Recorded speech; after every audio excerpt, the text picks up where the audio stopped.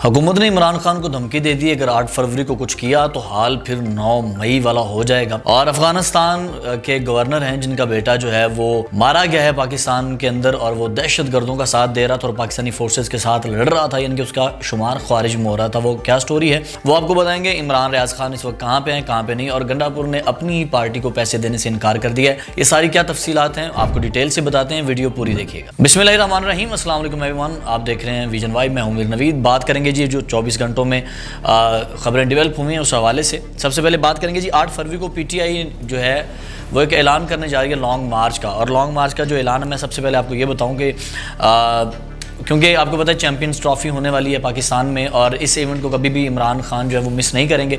वो ऐसी बात कोई ना कोई ज़रूर करेंगे जिससे वो चाहेंगे इस्टेब्लिशमेंट आके उनके दरवाजे पे उनसे कोई बात करे, कोई रास्ता मिले मुज़ाकरात का या उनको रिहाई का, तो वो इस इवेंट को कभी भी मिस नहीं करेंगे। तो वो 8 फरवरी को शायद कोई लॉन्ग मार्च का ऐसा ऐलान करने वाले हैं, लोगों को फिर इस्लामाबाद लेके आने वाले हैं या कुछ ऐसा।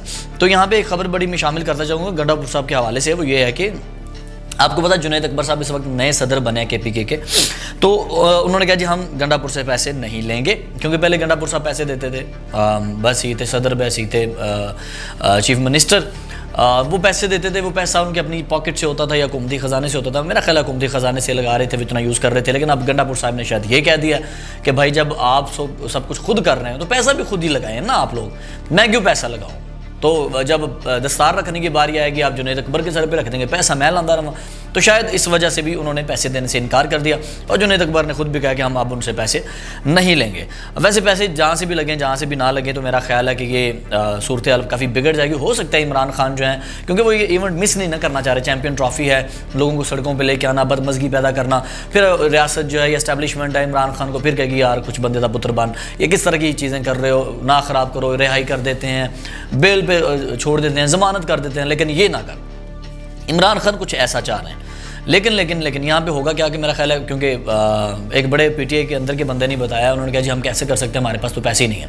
गंडापुर साहब पैसे लगाते थे, गंडापुर साहब जो है वो साइड पे हो गए, तो पैसा कहाँ से लगाएं। जुनैद अकबर साहब इतने अमीर हैं ही नहीं कि वो पैसा लगाएं। आतिफ खान ग्रुप बहुत अमीर है, इसमें कोई शक नहीं है, लेकिन हो सकता है वो ना लगाएं पैसे। जुनैद अकबर के पास इतने पैसे हैं नहीं। मेरा ख्याल है इमरान खान साहब जो है वो गंडापुर को बुलाएंगे, उन्हें कहेंगे भाईजान आप सीएम हैं, आपको कुर्सी पर इसलिए नहीं बिठाया कि आप पैसे दबा के बैठ जाएँ।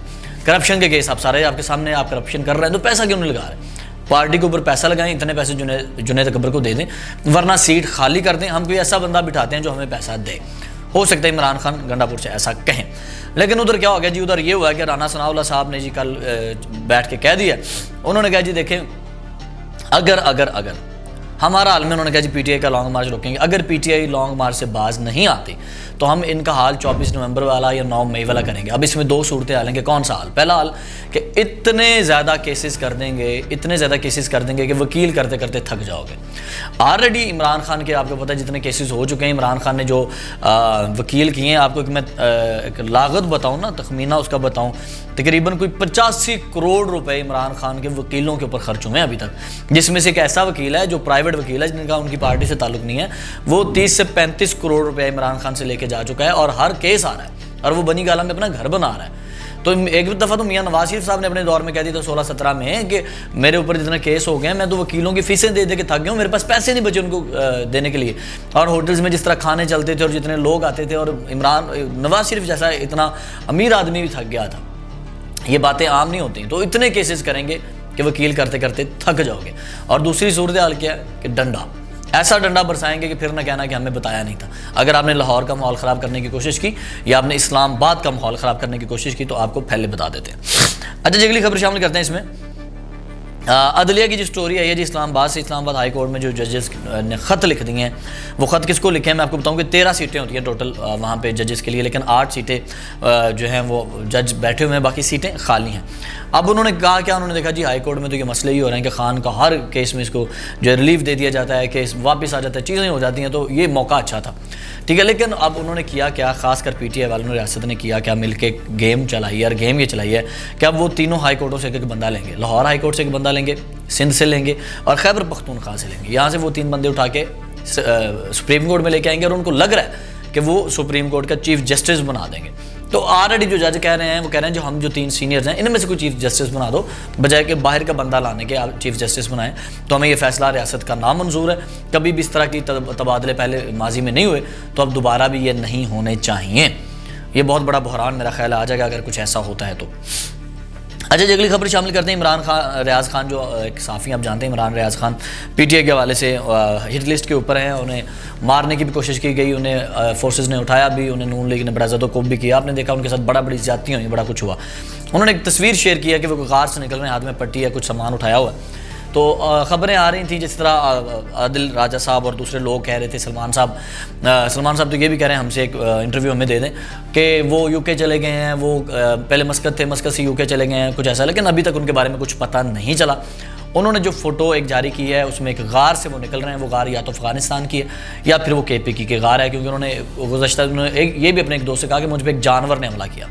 तो जानवर जब हमला करता है तो वो इसी इलाके में जानवर हैं, या तो ईरान बॉर्डर के करीब जानवर हैं, तो या फिर ये अफ़गानिस्तान का इलाका, ये KPK का इलाका जहाँ पे ये जानवर पाए जाते हैं। तो इस तस्वीर से लग रहा है कोई ये मेरा ख्याल है 1-2 दिन पहले की तस्वीर है। यहाँ से लग रहा है कि वो बंदा जो है वो इस वक्त यूके नहीं पहुँचा। अगर वो यूके पहुँच गए होते तो वहाँ पे PTI की जितनी सपोर्ट है उन्होंने तो उनको कंधे पे उठा लेना था और ख़बरें आ जानी थी और चैनल्स ने उठा लेना था। तो वो खुद भी ऐलान कर देते मैं यूके पहुँच गया हूँ। वहाँ तक वो अभी नहीं पहुँचे, यूके में वो भी मौजूद नहीं है। वो ऑलरेडी शायद मस्कत में हो, या मस्कत में तो नहीं है, तस्वीर से लग रहा है वो अफ़गानिस्तान में।